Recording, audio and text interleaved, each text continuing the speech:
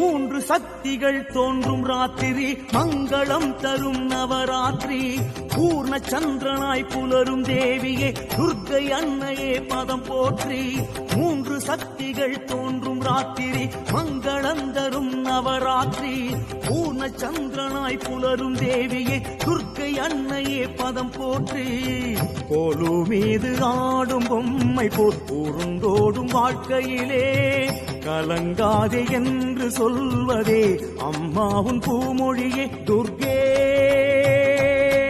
தேவி தாயே தயவே புரிவாய் மாயே